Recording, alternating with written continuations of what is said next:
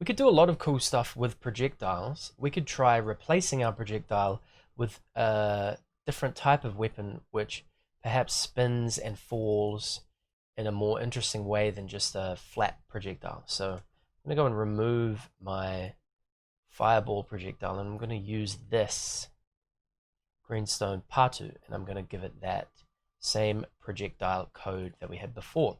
I'm going to modify it a bit to make it spin and fall. So let's go and edit that projectile script. Now to make it spin, I'm going to use a constantly block from events, and I'm going to constantly increase its rotation by 1.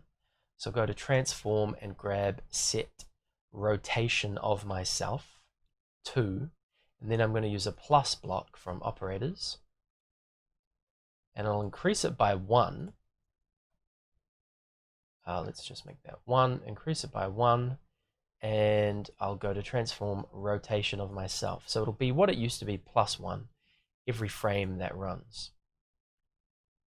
That'll make it spin nicely, but what about falling?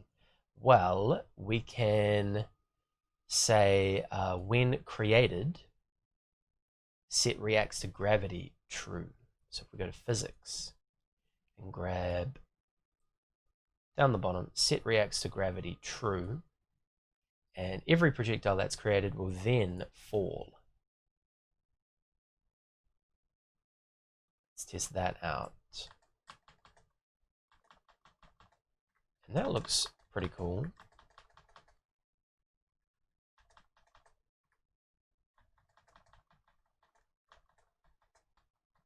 Because of the size of this new projectile, you may also want to change how it is positioned, which is done on the player. So we could go to the player's script and find our positioning blocks, and it needs to go up a little. So we could say set Y position of the instance, the Y position of myself. Maybe we could say plus 10. Plus 10. Let's give that a try.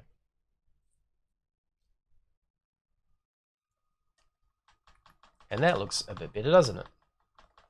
If you wanted to spin faster, you could go back to the projectile script and you could set the rotation to plus 5.